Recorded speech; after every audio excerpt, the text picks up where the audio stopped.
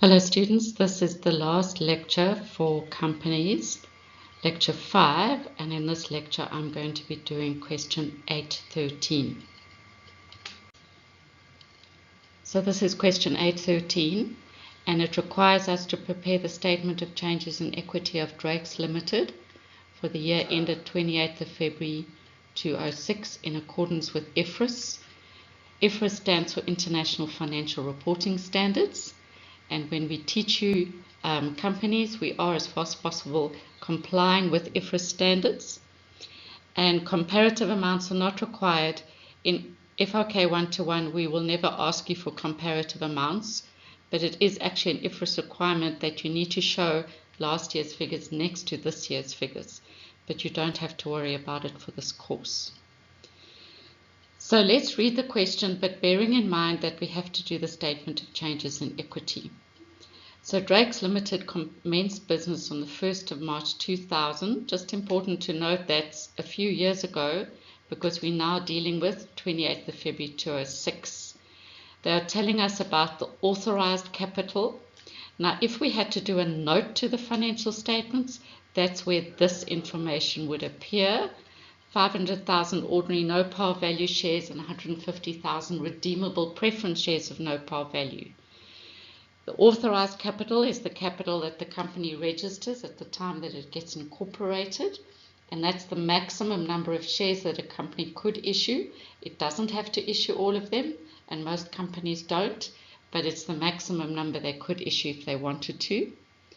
And this information we disclose in the note to the financial statements for share capital. Then they say 50% of the redeemable preference shares will be redeemed on the 28th of February 2006 and the balance on the 28th of February 2008.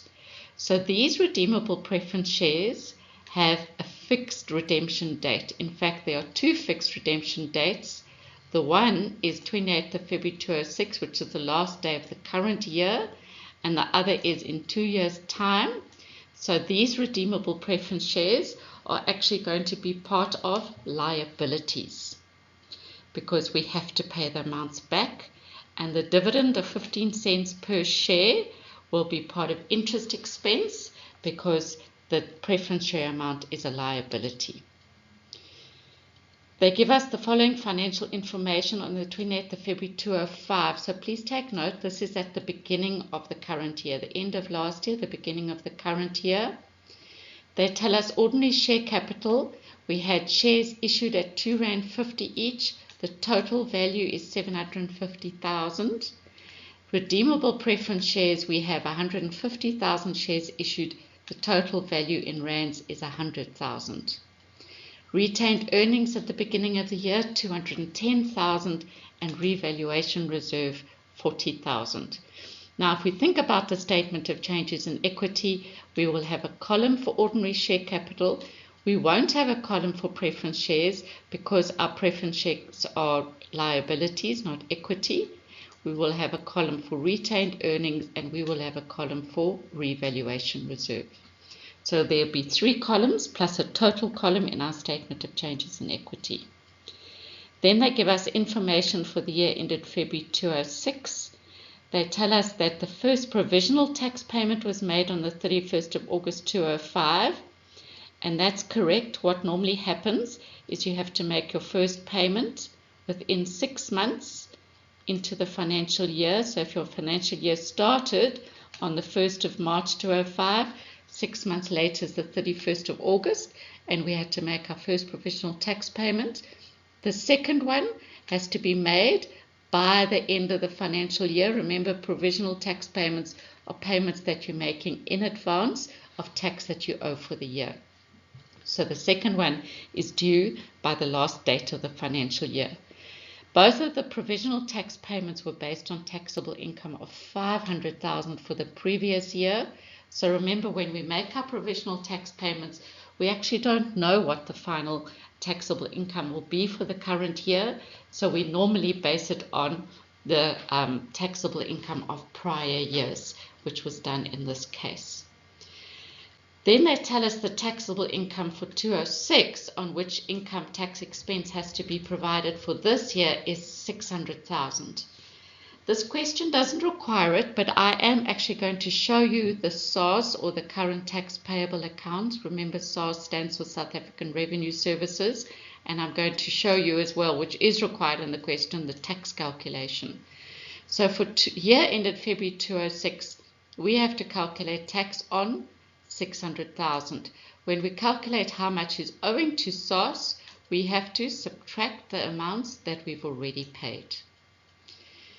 Part 3 tells us that 10,000 ordinary shares were issued at R3 each on the 20th of August 2005. So that's during the current year. So we need to remember that the information we have is the share balance at the beginning of the year. And this now is an increase shares that were issued during the year at R3 each. We already know this, but they're telling us again that 50% or half of the redeemable preference shares were redeemed at carrying amount. Okay, on the 28th of February 2006, carrying amount is the amount that's shown in your trial balance. That will be shown as a liability, but half of that is now going to get paid at the end of the year. The directors of Drake's Limited declared a dividend of 15 cents per ordinary share to all shareholders who were registered on the 15th of February. That will include the new shares that were issued. The shareholders who own those shares will receive a dividend. Remember that we need to account for the dividend on the preference shares before we can declare a dividend on the ordinary shares. The company tax rate that we use in the question is 28%.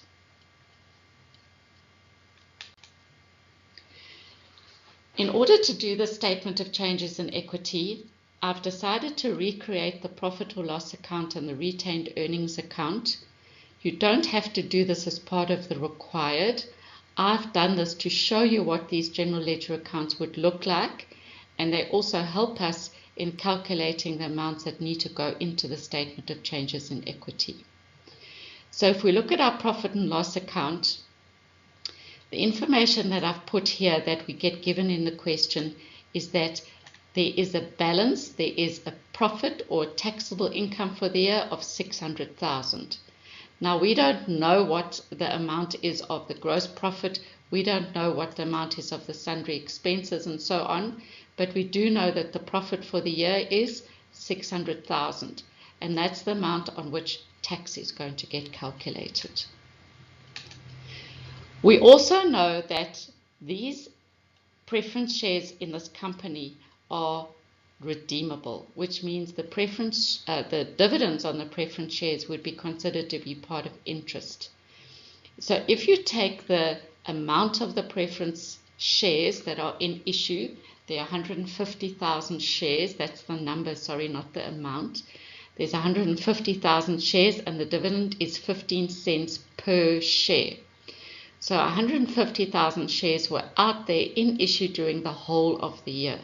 The end of the year we paid half back, but for the whole year these shares were still outstanding. So 15 cents per share gives you an amount of 22,500. Now that amount will have been included as part of interest expense, and we are assuming that that calculation has already been done and the interest expense has already been increased by the 22,500. I'm showing this to you just so that you can see where the amounts would be if you're required to give them. The next thing we need to think about, now this is important for the question, is that we have taxable income of 600,000. So if we work out 28% tax on that, then it means our income tax expense is 168,000. And that means our retained earnings for the year are 432,000. That's 600,000 minus 168,000 tax. So that 432,000 represents 72% of the 600,000. Where do I get 72% from?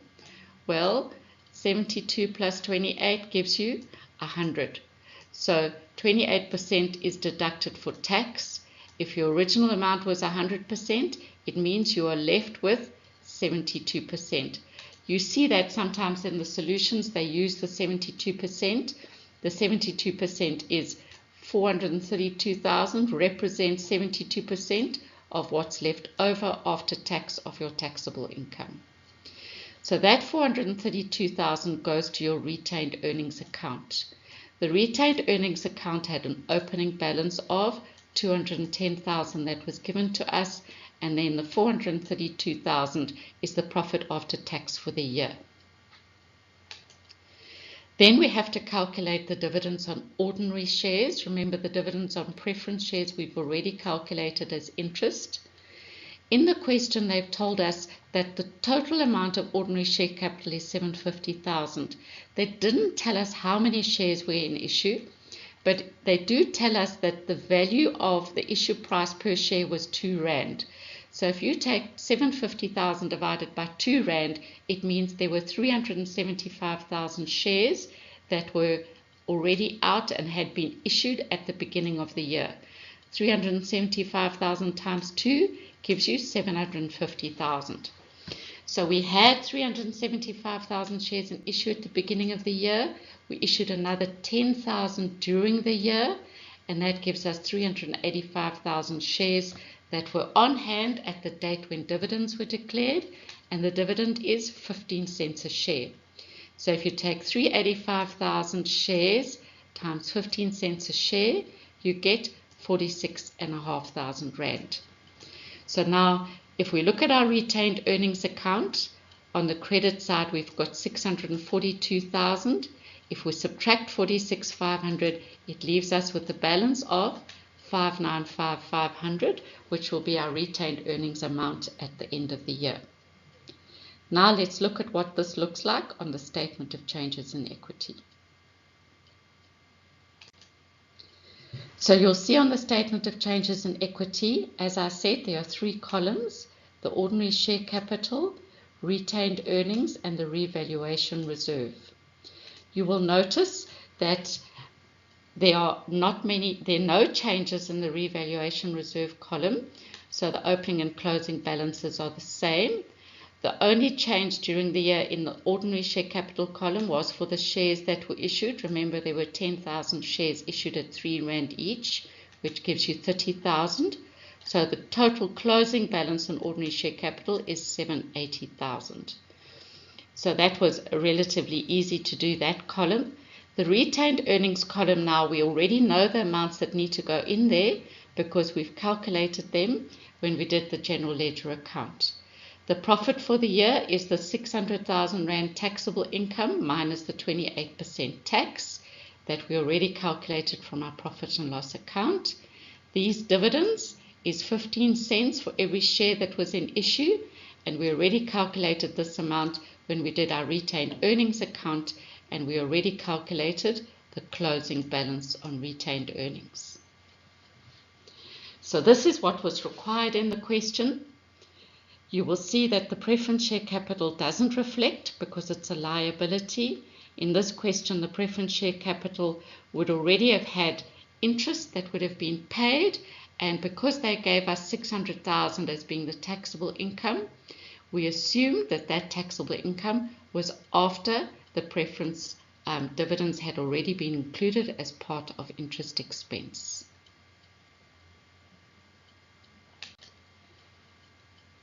The question doesn't require us to do anything further, but I thought for completeness sake and just for you to make sure you tie up all the ends of the question, if we have to think about the redeemable preference shares, we are saying they are considered to be a liability because they are redeemable. We had an opening balance at the beginning of the year of 100,000.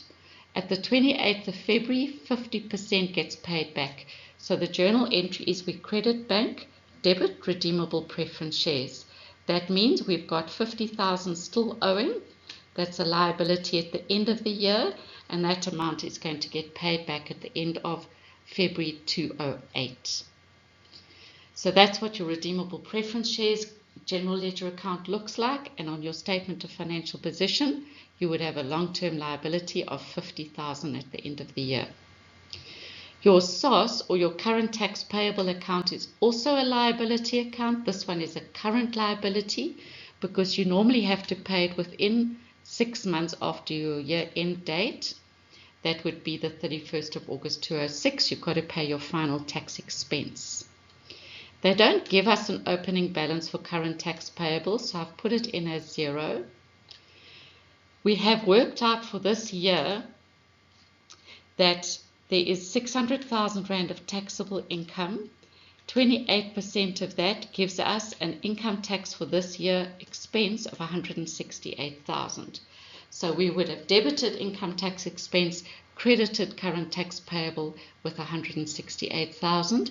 That's the tax that is owing for the year. But we deduct from the tax owing for the year the provisional tax payments that were already made. These provisional tax payments were calculated on the prior year's taxable income. So the prior year's taxable income was 500,000. 28% of that means we would have calculated that we're going to pay 140,000 for the year. If you divide that by 2, the reason you divide by 2 is because you're making 2 payments during the year. One on the 31st of August and the next one on the 28th of February. So these two amounts of 70,000 add up to 140,000, and those are the provisional tax amounts that we've paid in advance. What this means is that we owed 168, but we've already paid 140. So now at the end of the year, we only owe 28,000. That would be shown under current liabilities. This would be the amount owing to the South African Revenue Services. And that's the end of this question.